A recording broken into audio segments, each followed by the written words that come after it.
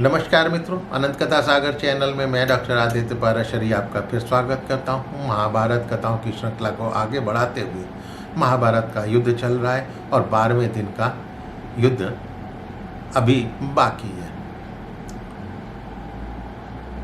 तो 12वें दिन के युद्ध में जैसा कि मैंने बताया पिछले एपिसोड में कि सत्यजीत, वृक, शतानिक आदि महारथी मारे जा चुके थे।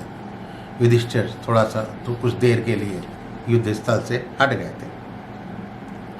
उसके बाद दुर्योधन अपनी सेना को किसी भी उपाय से उसने पांडवों की सेना को रोकने की आज्ञा दी अपनी सेना को, और भीमसेन को अपने निकट पाकर उसके ऊपर भयंकर बाणों से आक्रमण कर दिया। दोनों ही मृत्यु का भय छोड़कर युद्ध करने लगे। उधर जब सात्यकी द्रोण को वश में करना चाह रहे थे तो कृतवर्मा ने उन्हें रोक दिया। जयद्रथ ने क्षत्रवर्मा को द्रोण की तरफ आने से रोक दिया। क्षत्रवर्मा ने जयद्रथ के ध्वज और धनुष काट कर उसे बाणों से घायल कर दिया। तब जयद्रथ ने क्षत्रवर्मा को भी घायल कर दिया। युयुत्सु को सुबाहु ने रोका तो युयुत्सु ने सुबाहु की दोनों बाहें काट दी। युधिष्ठिर को जब शल्य ने रोका तो युधिष्ठिर ने शल्य के धनुष और ध्वज को काट दिया। बाहिक ने द्रुपद को रोकने की कोशिश करी। विंद अनुविंद ने विराट पर आक्रमण किया। नकुल पुत्र शतानिक द्रोण की तरफ जब आगे बढ़ रहा था तो भूतकर्मा सेनापति ने रोका तो नकुल ने भूतकर्मा के बाहों और मस्तक काट दिए। सुतकर्मा को विवंशति ने रोका तो सुक्षेम ने विवंशति को घायल कर दिया। भीमरथ ने शाल्व को यमलोक पहुंचा दिया। श्रुत वर्मा को कौरव पुत्र चित्रसेन ने द्रोण की तरफ बढ़ने से रोका। प्रतिविंध्य को द्रोणाचार्य के सामने खड़ा देखकर उसको अश्वत्थामा ने रोका। तब अश्वत्थामा को प्रतिविंध्य ने बाणों से बींध डाला। अर्जुन पुत्र द्रौपदी कुमार को दुशासन के पुत्र ने द्रोण के सामने जाने से रोका। तभी अर्जुन कुमार दुशासन पुत्र के ध्वज और सारथी के टुकड़े कर द्रोण के सामने जा पहुंचा। विकर्ण ने शिखंडी को रोका तो शिखंडी ने बाण वर्षा से उसे आच्छादित कर दिया। दुर्मुख ने पुरजीत को रोका तो पुरजीत ने उसकी दोनों भुवों के बीच में प्रहार कर उसका सिर फाड़ दिया। कर्ण कैकेयी राजकुमारों को रोकने लगे। क्षेमधूर्ति और बृहंत सात्यकी को घायल कर रहे थे। अम्बुष्ट को चेदीराज ने द्रोण के पास पहुंचने से रोका। तब अम्बुष्ट ने बाणों से विदीर्ण कर रथ से पृथ्वी पर गिरा दिया। कृपाचार्य ने बादशेमी को द्रोण के पास आने से रोका। भूरिश्रवा ने मणिमान को द्रोण पर आक्रमण करने से रोका। तब मणिमान ने भूरिश्रवा के धनुष, ध्वज, सारथी तथा छत्र को रथ से काट दिया। जब भूरिश्रवा ने रथ से कूदकर पांडवों के दूसरे रथ पर बैठकर उन्होंने पांडवों का संहार करना शुरू कर दिया और मणिमान को उन्होंने धरती पर सुला दिया। तभी घटोत्कच द्रोण को पकड़ने आया। अलम्बुश ने उसे गहरी चोट पहुंचाई। जब द्रोण ने देखा कि धृष्टद्युम्न अपने सैनिकों सहित मेरी ही ओर बढ़ रहा है तो स्वयं उसे आगे बढ़ने से रोका। तो इस प्रकार पांडव द्रोण को हर तरह से घेरने की कोशिश कर रहे थे, जिसका कौरव उत्तर दे रहे थे। दोनों के बीच वो भयंकर युद्ध होने लगा था। धृतराष्ट्र की उत्सुकता को उधर जब ये हाल धृतराष्ट्र को बता रहे हैं संजय, तो धृतराष्ट्र की उत्सुकता को शांत करते हुए संजय बोले कि जब पांडव अलग अलग अपने सैनिकों के साथ युद्ध के लिए लौटे तब दुर्योधन ने हाथियों की सेना को साथ लेकर स्वयं भीम पर आक्रमण किया। दुर्योधन के ललकारने पर भीम स्वयं ही हाथियों की सेना पर टूट पड़े। थोड़ी ही देर में हाथियों की सेना को विदीर्ण कर दिया। हाथी युद्ध से भाग चले। तब दुर्योधन ने भीमसेन को पैने बाणों से बींध डाला और भीम ने दुर्योधन का नाश करने की इच्छा से उसे बाणों से बींध दिया। तब दुर्योधन ने भीमसेन को एक बार फिर घायल करा तो दुर्योधन की रक्षा के लिए राजा अंग वो हाथी पर बैठकर भीम के सामने आ गए। भीम ने उनके हाथी को घायल करके पृथ्वी पर गिरा दिया और उसका सिर जो है भीम ने काट दिया।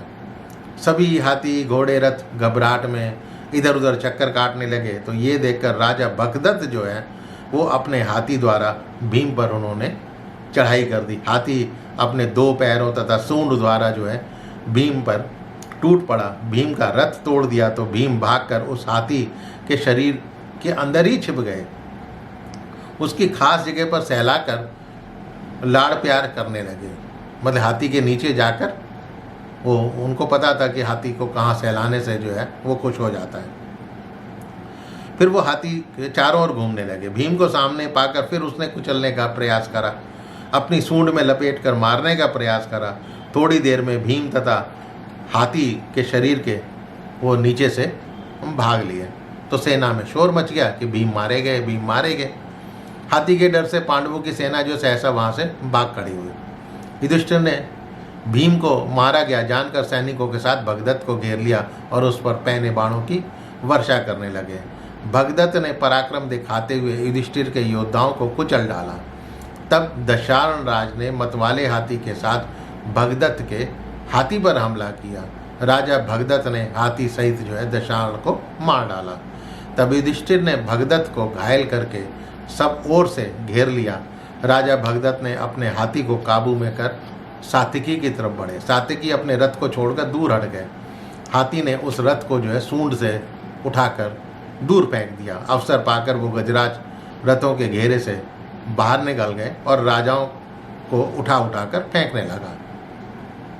इंद्र के समान राजा भगदत्त जो है वो पांडवों का संहार कर रहे थे। भीमसेन फिर क्रोधित होकर भगदत्त पर चढ़ गए। तो हाथी ने सूंड से घोड़ों पर पानी छोड़कर भयभीत कर दिया और घोड़े भीमसेन को दूर लेकर भाग खड़े हुए।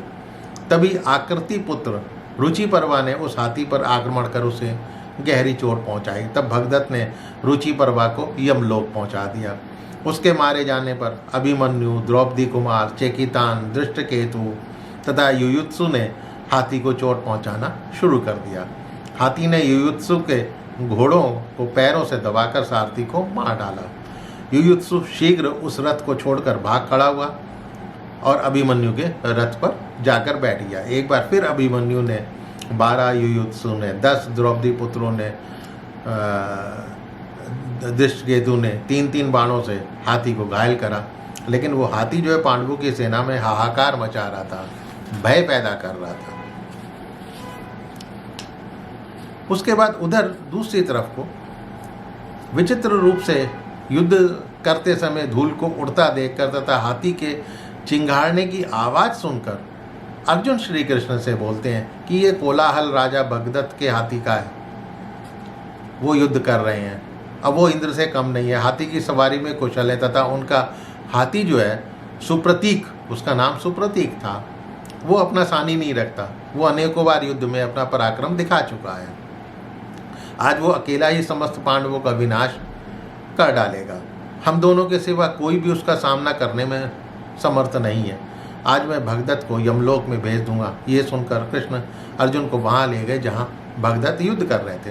तभी अर्जुन के पीछे से 14,000 सशप्तक महारथियों ने उन्हें ललकारते हुए धावा बोला, जिसमें 4,000 तो नारायणी सेना के थे।